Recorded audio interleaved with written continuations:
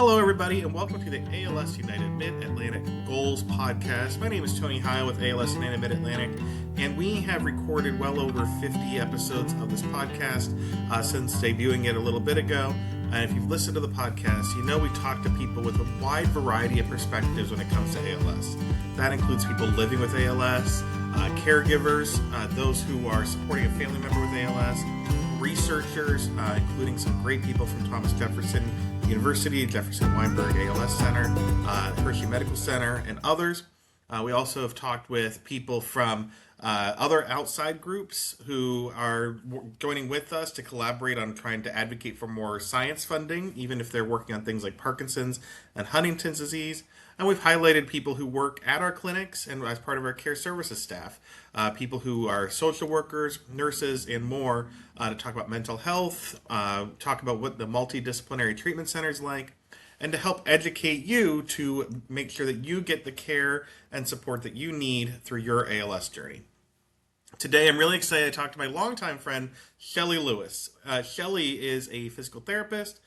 She has a wonderful background that she's going to explain in more detail, and she is helping others to learn how to work in PT, how to use her skills and advance your own experience to help people living with ALS, how that can help people who are caregivers as well, so that they can know how to care for people at home from the lessons they learn, and how she fits into a whole multidisciplinary treatment plan.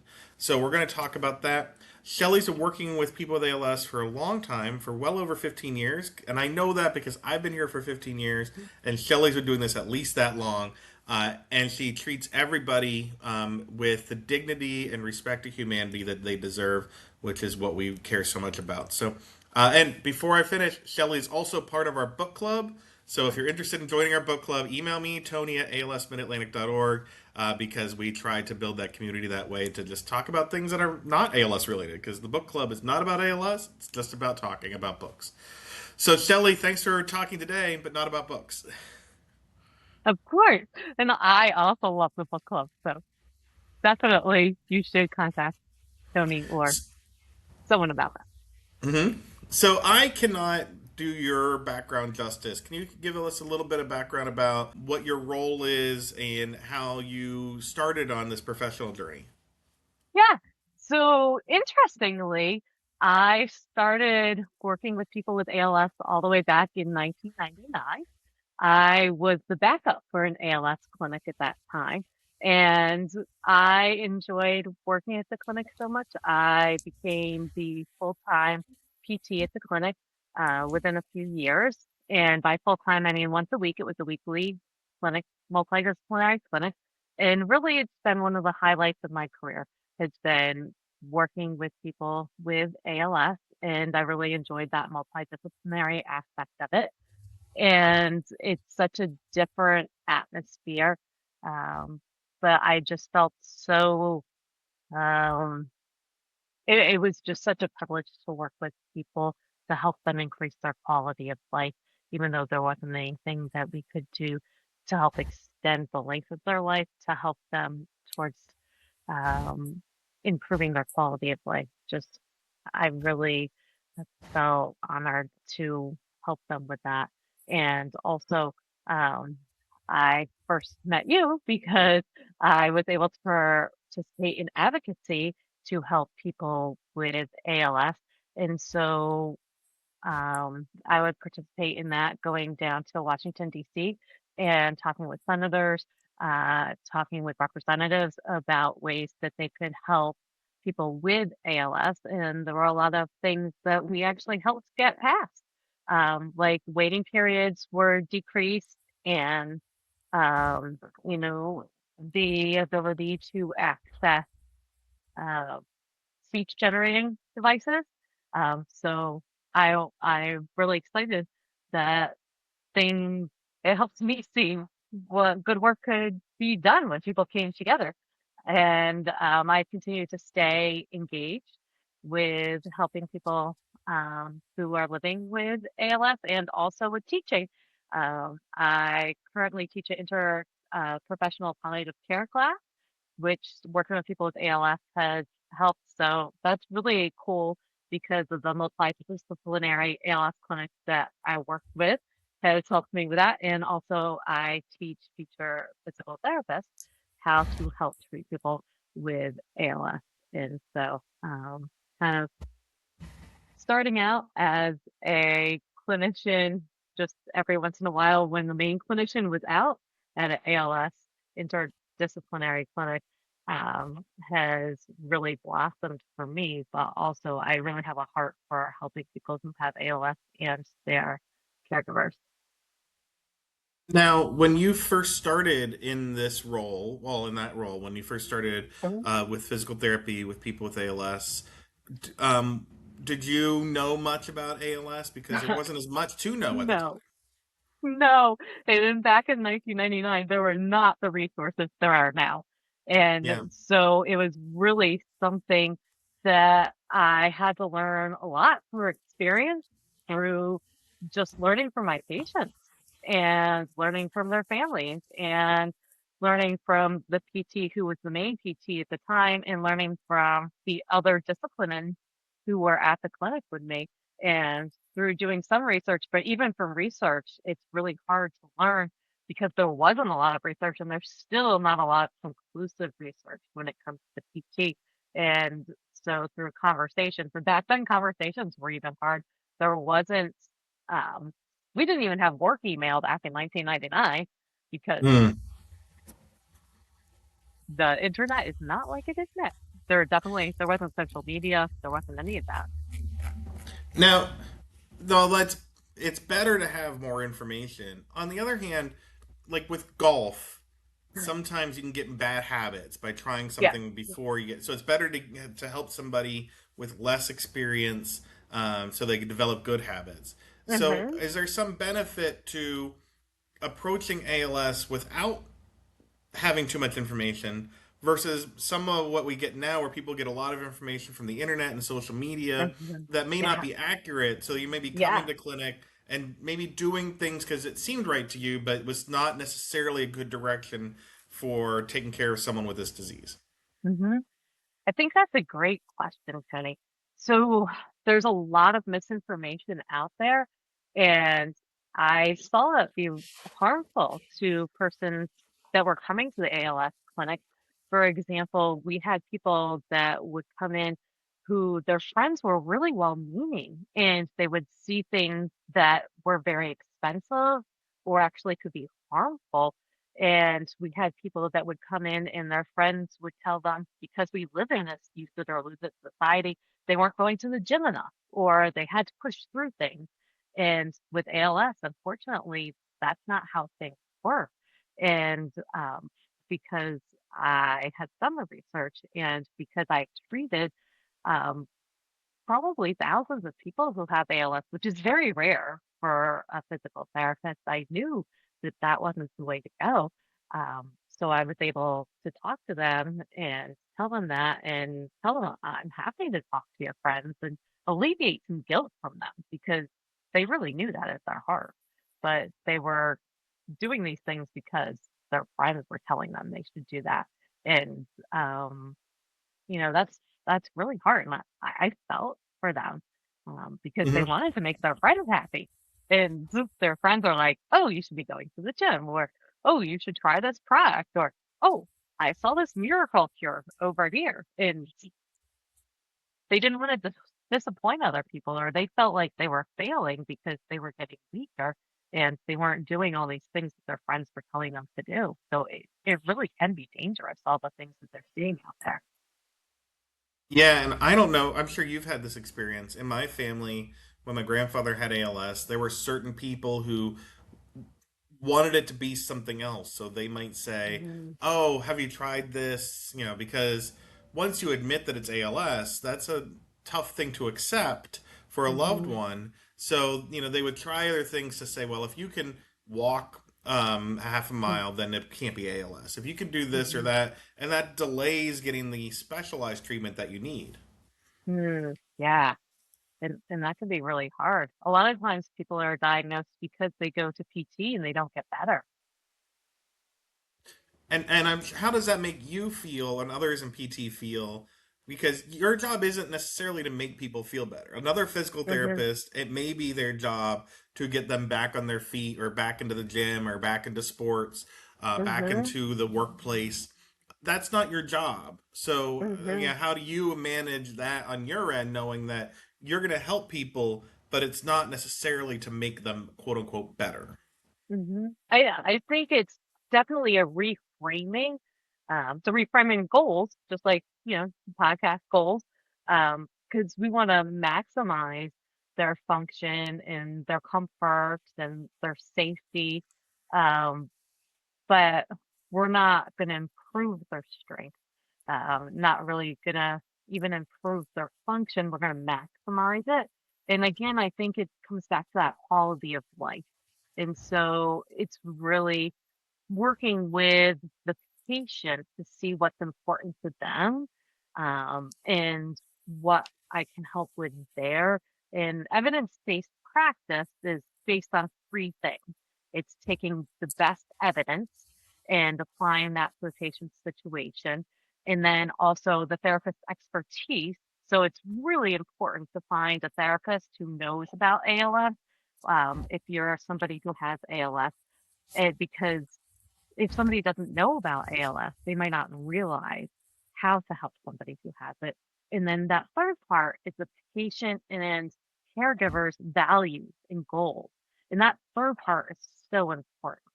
And Mhm. that's what makes it worth it. So what's important to that person? And unfortunately, the disease progresses how it's going to progress. And I'm not going to make them stronger. I wish that I could, but that's not how the disease process works. But it doesn't mean that I can't get them to do something that they want to do. It might just look different. They might have to do it from a seated position instead of a standing position. They might have to use a piece of equipment that they weren't using before. But I look at equipment like a tool, and if I wanted to hang something on a wall and I used a drill gun to put it in, right in it goes. If I used my hand, you'd probably be like, oh, okay, right? And so it's just a tool to get a job done if you have to use a power wheelchair to get from a place to a place. And so it's a reframing of how we look at things. And I I think it's hard to look at it that way, especially, if you are someone that's always done things on your own, to use a tool to do something is hard. And that's why, working in a multidisciplinary clinic can be so helpful because you have a lot of people. It's not my job to do everything, right? It's my job to work on my scope of practice, which is physical therapy, but there's others there that can help work on, okay, now how am I going to accept that I have to use tools to do things I didn't need tools for before? So is there someone there that can help me cope with the mental health role? And there are. So that's a really great part about working in a clinic that has different um, services, different health experts there. It reminds me of a lawyer. Like if you need a lawyer because you're, having a new contract or you're in a trial of some kind, you may think I need a lawyer, but you need a lawyer Mhm. who specializes in that thing. Like if you know someone who's a defense attorney, they may not be the kind of person that can help you with family law or vice versa. Mhm. So they might recommend someone. So if you are living with ALS, you don't necessarily need just any physical therapist.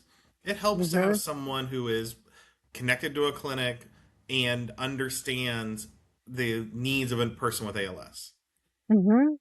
Exactly.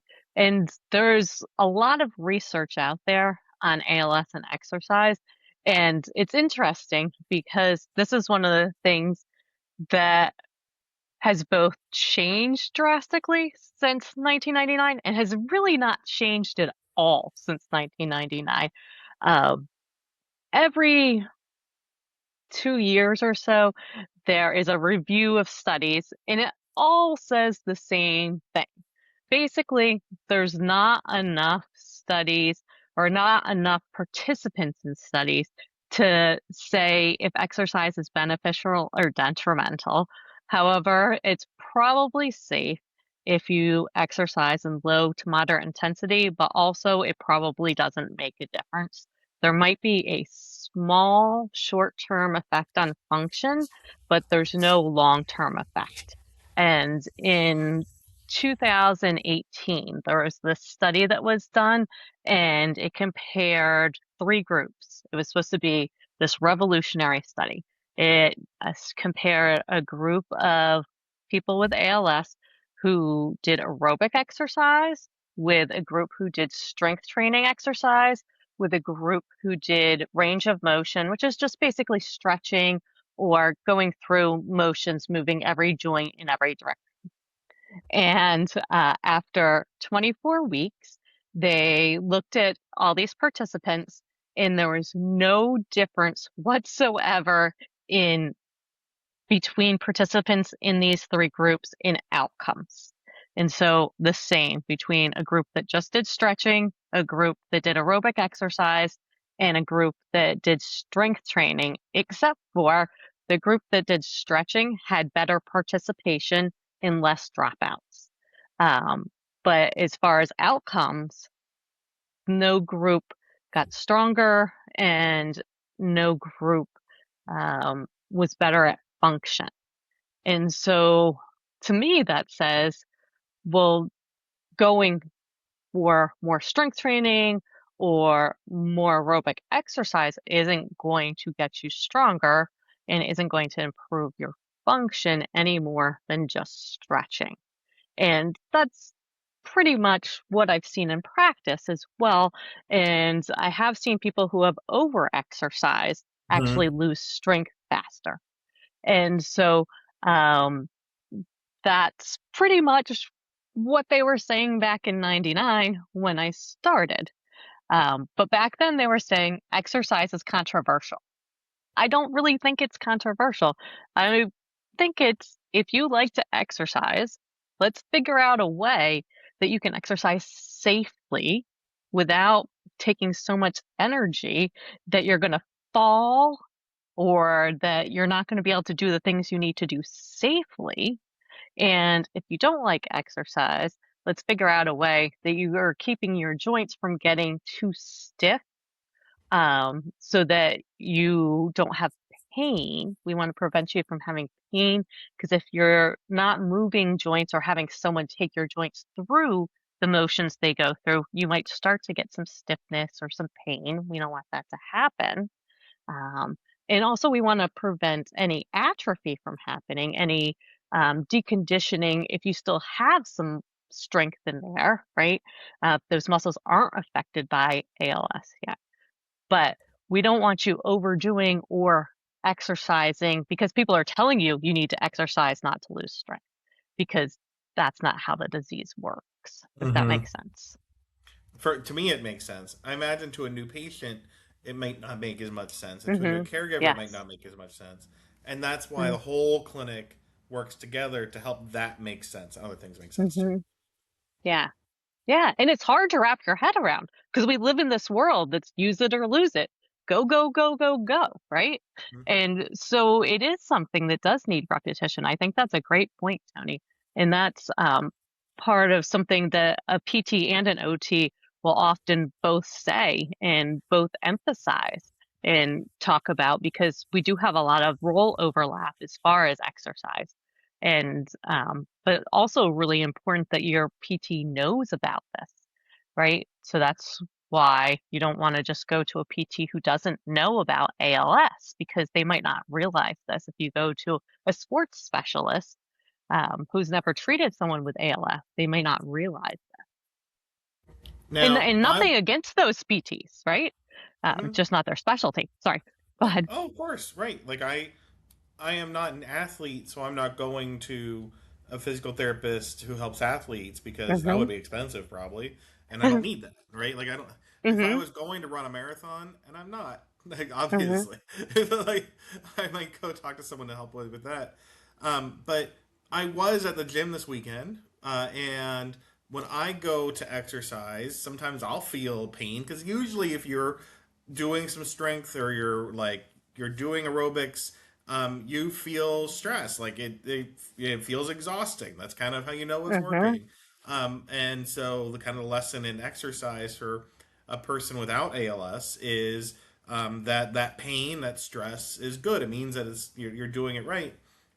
Do you have a different lesson for how to tell people, not just about exercise, but in general, Mm-hmm. how to deal with that kind of pain, Hmm. or That's a how great, to acknowledge that pain?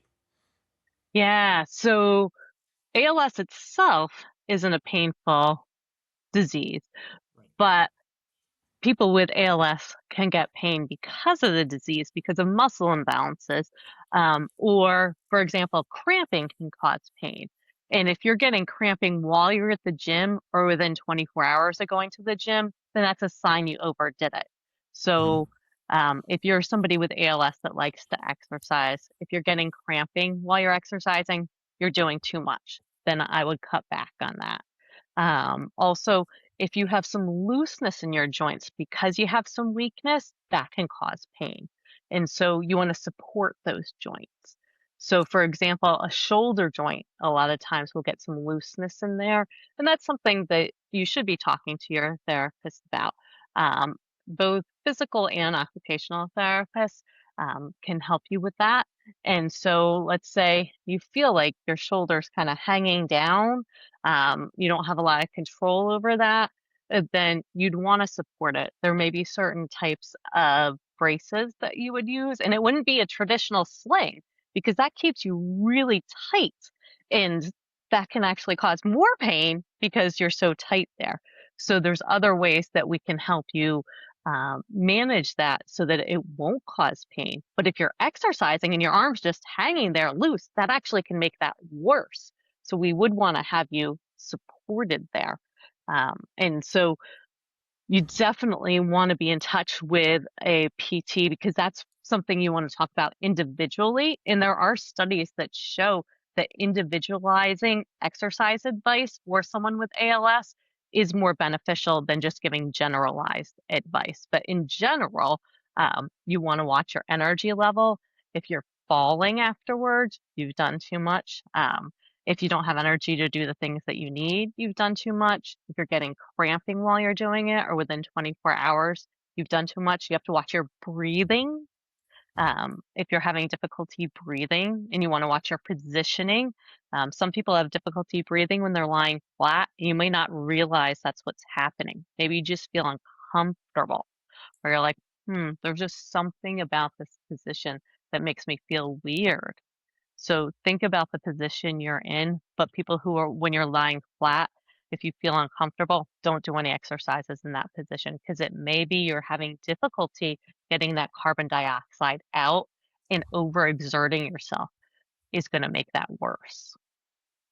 Yeah, last night even I was laying more upright for a little bit, Mhm, and sometimes that's more comfortable, just in general. And mhm, maybe if I was feeling a little bit of heartburn or just just awkward on the bed, and so my spouse might see me, and it might not look comfortable to her. But mhm, one of the things I know you do is you help with the caregiver, which is frequently the spouse. So do you talk to mhm, them about, okay, this might look awkward to you, but it's better for them and their physical health. And so this is a mhm, conversation to have about how they're sleeping, how they're moving, so that, mhm. it's about their comfort and their breathing and these other things. Mhm. Yeah, absolutely. Education for the patient and their caregivers, their spouse, their family members, whether it's hands-on or not, is really important because they're all part of the team, right? And a lot of times the education can just make the caregiver feel better too, because sometimes they feel like they should be pushing the person too. And sometimes it gives them that sigh of relief that, oh, I shouldn't be pushing them to do this. This is something that I should just help them with. And it saves everybody time, right? Because energy conservation is one of the things that we recommend. And sometimes it's really hard for them to watch their loved ones struggle. And they're like, oh, I can just help them put their socks on. It's not doing them any benefit for them to struggle through that.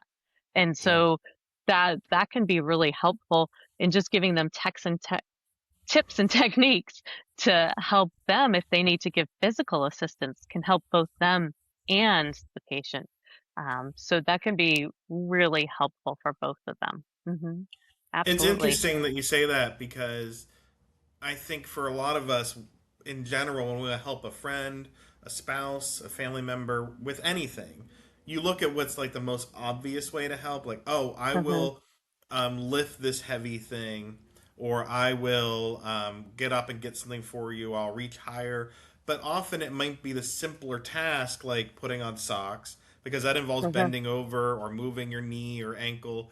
And for hmm someone with ALS, depending on their body and how it's impacting them, those simple tasks may be harder than something that seems difficult, and that's you can acknowledge that in the conversation between the person with ALS and their caregiver. hmm Absolutely. And what we often recommend is the person with ALS should save their energy for the things they want to do, not for the things that they need to do. And a lot of times people use a pie analogy. You might have heard the spoons analogy. I like to think of a pizza pie because I prefer that over regular pie. But you only get one pie for the day when you have ALS. You think of that Mm-hmm. like your energy, right? Everything you do takes a slice of the pie. And so usually people don't get a lot of satisfaction or joy from putting socks on. And if there's somebody there that's willing to put your socks on, then why use a piece of your pie to put the socks on?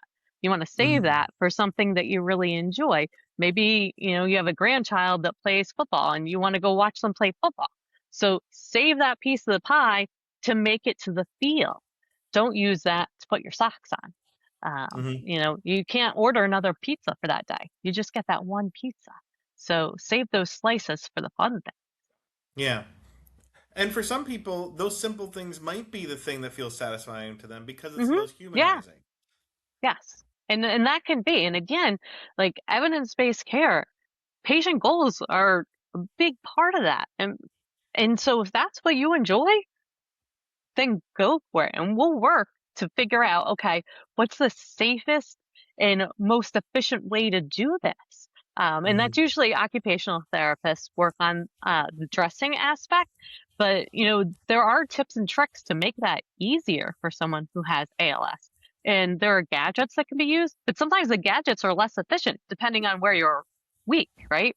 And so that's something, again, that working with an occupational therapist may make it easier for you because there's lots of different ways that you can do that. And one way is probably going to be easier than another. So it may just be thinking about, okay, can I do this a different way that's going to save me some energy rather than having somebody help me if that's a goal that you have. Mm-hmm. And so it's not necessarily having somebody do it, but that is definitely an option.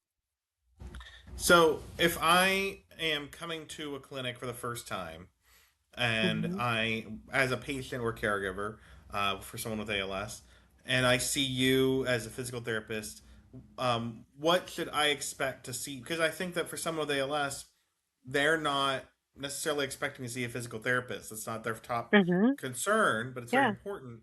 So when you come to Yeah. an ALS center, what should they expect when talking with you as a physical therapist? hmm Um, so, hmm, okay, I will try to be brief because I could talk on this for a long time. Um, it's I think first it would be talking, like just talking about the environment. So at home, what are things that you're able to do and what are things that you're not able to do? Do you have stairs at home? Are you able to negotiate them? What are things you typically do in a day? Do you work? Do you have to go in and out of your home? Are there stairs there? Do you drive? Do you have to drive? Are there other options available? How are you doing with that? And sometimes the physical and occupational therapist will actually ask these questions together because there is, again, a lot of overlap. So then you don't have to answer these questions more than once.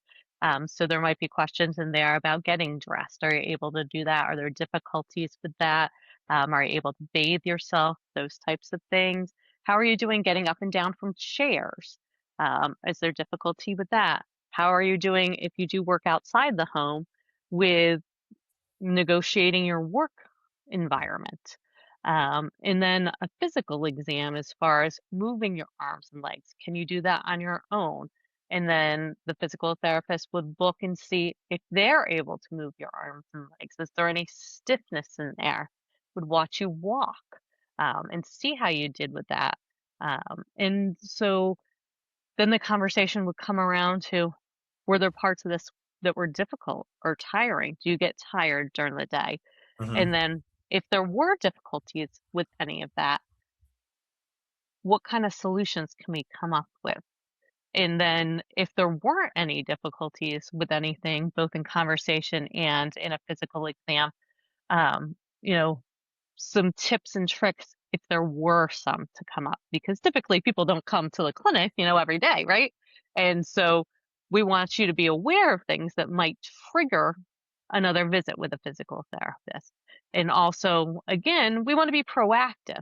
If there's things that you're like, hmm, there's just a tiny bit of difficulty, I don't want to do anything about this right now, but I'm having this, then we want to say, okay, well, here's some ideas if this does get more difficult. Or here's something you might want to watch for, and then we can talk about that if that happens. And so, really, a PT is a problem solver at heart, right? And so, we want to see if there are any problems or potential problems and try to problem solve with you. And then also, again, asking, what are your goals? And what are your values? What are things that are just you want to work on? And then separate from the daily function, what are you doing right now as far as exercise? Do you value exercise? What are your goals as far as that? And then talking about, okay, what are some signs, some symptoms when you might not be able to do that, or when we might need to start talking about modifications to that? And if you don't exercise, what are some things that you might want to do just as far as preventing any deconditioning or any tightening that might happen? That makes, and you explain that to the caregiver as well. Like, here Hmm. are some things Yes. to look for. Don't be frustrated with this happens. Here's who to reach out to if you're concerned about something that you see, because a spouse typically will see something that the person with any Hmm. disease might not notice. Absolutely. Absolutely. Well, and maybe the person with ALS notices but doesn't want to talk about it. And that's human nature, right? Yeah, I notice things, if my wife sits awkwardly, or seems to have lack of energy, or vice versa. She may say, you seem kind of down today, and that could be Mhm. because I'm tired or sad, or just a long Mhm. day. But it's good to have people check in on you, whether it's a Mhm. spouse or a neighbor or a friend or parent or whatever, because they Mhm. might point something out that you just didn't feel like looking into yourself. Mhm. Yeah, and I mean it's hard when you meet someone as a from a PT standpoint I'm talking now. It's hard cuz when someone comes to an ALS clinic, then it may be they have hardly any symptoms. Like I've met people who had just weakness in their thumb, and I've met Hmm. people who are using a wheelchair for mobility on their first visit. So the the gamut is huge. Um, and so it's hard to see someone who is talking about remodeling a second floor bathroom, and that they probably won't be able to get to their second floor for a while. But, you know, uh, in the interest of their finances, it's incumbent on me to say, have you thought about the fact that you may not be able to get to the second floor in 3 months or 6 months? Have you thought about remodeling that first floor? And again, that's a really hard conversation on the first day you meet someone. But Hmm. I feel like it would be fiscally irresponsible of me not to say something if they're telling me they're remodeling their bathroom on the second floor. And again, very difficult conversation. But I also feel like if they're going to spend $8,000 to remodel something that I've seen time and time again, people not being able to access, not bringing that up in a gentle and kind way, it is also not kind. Mm-hmm. Um, and so those are difficult conversations, but also something that people do need to think about. Um, and it's an unfortunate reality of a progressive disease. Um, and Yeah, again, really hard. when we talk about financial questions, as we've heard from a lot of people impacted by ALS, often those financial questions are not just what and how do you spend money, Mhm, or what services do we provide, but also what should you not do? What should you not? mhm, It, maybe you shouldn't spend $50,000 to renovate your house because that is not going to be for the best need, and you're out $50,000. So, or whatever it can be. So, how can you save money by not being drastic and rash, because you see something that needs to be done now, because 3 months from now the need could be completely different. mhm. Yeah, yeah. And so, but it definitely PT is very valuable on a first visit. Even if you don't think that you have needs, you might have some needs that are discovered that a small tip can really help with. And just getting a baseline function and a baseline needs assessment can be really helpful. So you provide the needs assessment for the person with ALS and the caregiver. You have that conversation with them, but you as a physical therapist are also part of the multidisciplinary team. Mhm. And I know as part of a multidisciplinary team that you will all come together to discuss the whole care package for that Yeah. patient. As a physical therapist and with an occupational therapist, do you provide some insight to the neurologist and the nurse about, hey, this is what I saw and this is what I think would be very beneficial, so that they can help develop a grander plan for that person with ALS? Mhm. Absolutely. I think that it's really important to have the whole team working together. And, for example, like I was talking about exercise and breathing, right? Because if somebody has difficulty breathing flat, it's going to make a difference in whether they could do any exercises lying flat. So Mm-hmm. knowing their respiratory status when it comes to exercise is important. So knowing that from the care team affects my plan, and them knowing what I'm talking about as far as exercise and what the patient's doing as far as exercise is important. So knowing what their forced vital capacity is makes a difference in my plan, which I'm not the one that's going to perform any kind of testing or know what that is, but the nurse, or if the respiratory therapist, or the pulmonologist is there, right? Then they're gonna give me that information. I'm gonna give them information about that. And so just working together in that framework is really, really helpful to come together with a plan for the patient that's comprehensive and in their best interest to keep them safe and to keep us all on the same page as far as giving the patient the best care possible, and also helping their caregivers as well, um, to know what the plan is, but also so we all know what the patient and our caregiver value, because we're all having conversations with the patient and their caregiver, and we all might glean something different. And, when we can talk about that, then we can all get on the same page, and then one person can deliver that. Because I'm sure, if you've ever been to the doctor, you know that, like, not everyone's always on the same page. So when everybody gets on the same page, then the plan becomes a better plan. And that plan is about quality of life, in Yes. addition to a therapy plan, or what kind of medication to be on.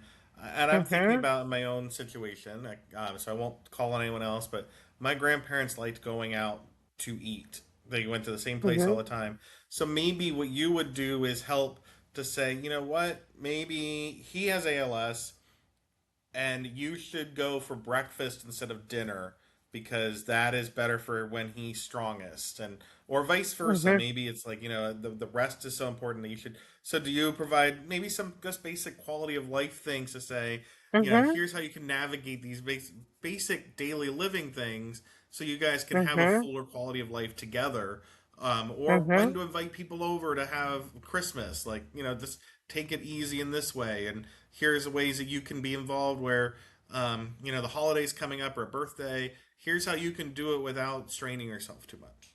Mm-hmm.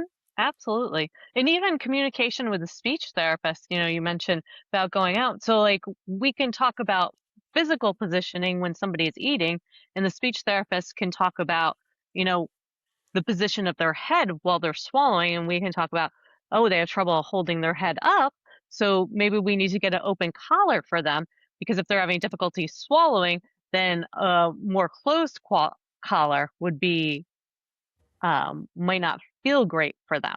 And so conversations like that can be helpful. And then the nutritionist might be like, you really needs to get a lot of nutrition in. And so it's really important that we get this figured out, because he's not getting enough nutrition. So the more we can do to maximize the amount that he's getting in. So all three of us working together to get enough nutrition to maximize the positioning for swallowing, the amount he can swallow, and the amount of nutrition that the patient's getting was really helpful, rather than the three of us working in silos. So this is making me think of so many things, and I could talk to you for the next 7 hours if we had time, because it's giving me so many other topics that we didn't discuss beforehand. Um, but one thing I want to think about is how your work has changed since 1999, and part of that is communication and technology. So when you started, no one had a cell phone, definitely didn't have a Right. smartphone.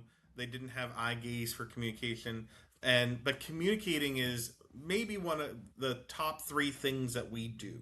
Aside from actually eating and breathing, and it's so Mm-hmm. important for communicating your needs.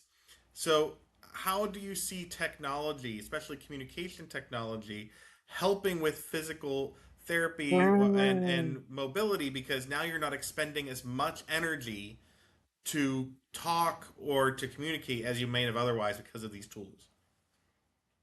That's a great question.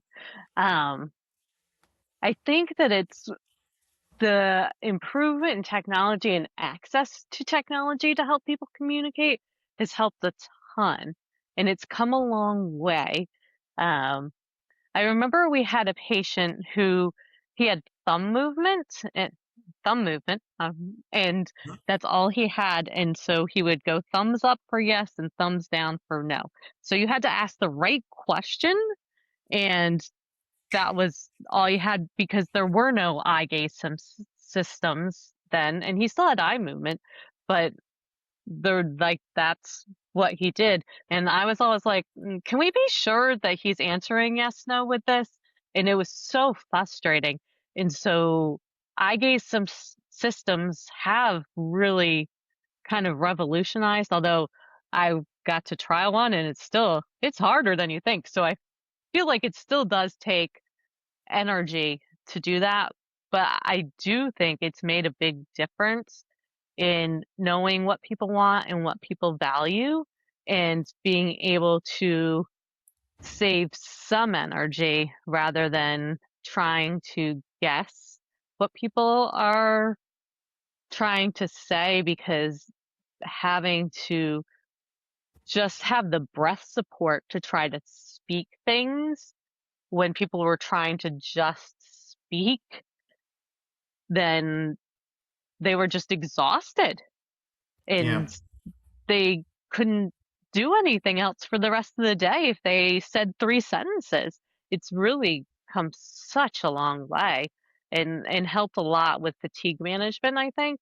But I don't know that I know the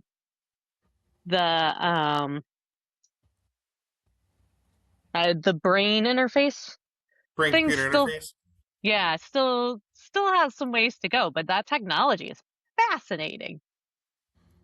Yeah, it's really means a lot. And whether it's brain computer interface, eye gaze technology, or using a smartphone, now people who 27 years ago, when you started, um, could at best do yes, no, maybe, as our friend Mhm. Elisa would point out.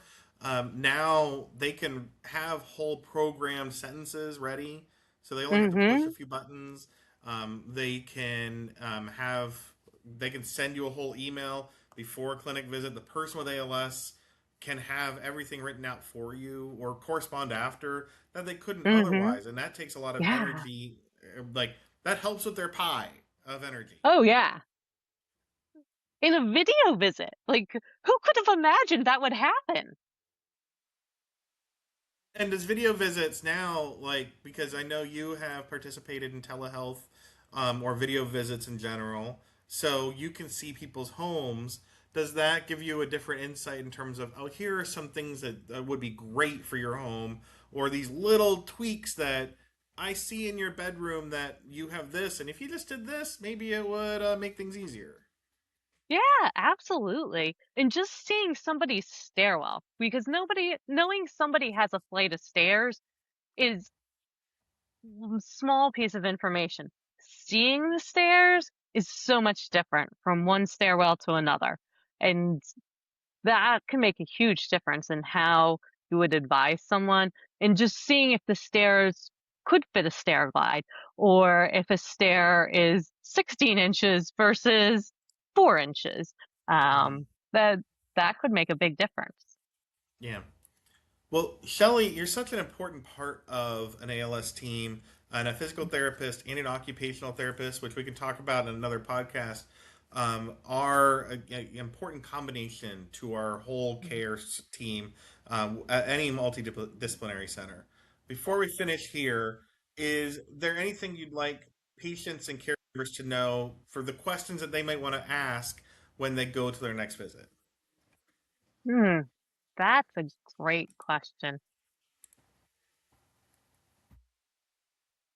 I think that they should think about before they go to their visit what matters most to them, and they should ask if there are any tips the physical therapist has for them in being more efficient in performing whatever task matters most to them, because a lot of times there are tips and techniques that will make it more efficient or easier, or take less energy, and the patient may not realize, or their caregiver may not realize, that there are ways to do that more easily.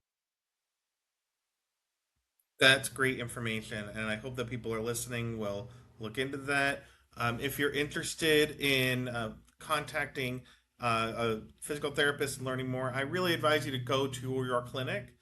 Shelly is a great resource, and you can email me, Tony at alsmidatlantic.org, and I help facilitate any conversation. But definitely talk to your neurologist and your care team so you're making sure it's all part of your team practice. I don't want to have someone that's going to one clinic say, "Oh, I talked to Shelly," and they're like, "Who's Shelly?" They'll probably know you. You're pretty famous at this point. So you can also join Shelly at our book club. It's great. It's fun. We get to communicate community online. And if you're interested in learning more about ALS, our events, our care services, and what we do for people with ALS in Pennsylvania, New Jersey, and Delaware, I invite you to go to our website at alsmidatlantic.org. Follow us on social media at ALS Mid-Atlantic. And together, we're going to make a difference for all people living with ALS. Shelly, thank you. I really appreciate all that you do, and I respect all that you do. It makes such a difference for ALS families. Oh, thank you, Tony. I appreciate all that ALS United does. And also, another plug for the book club. It's awesome. Thank you so much, and I look forward to hearing from all of you. Follow our past episodes. Go on our YouTube page, Spotify, and iTunes. I appreciate your feedback on how we can continue to educate and improve and empower the ALS community.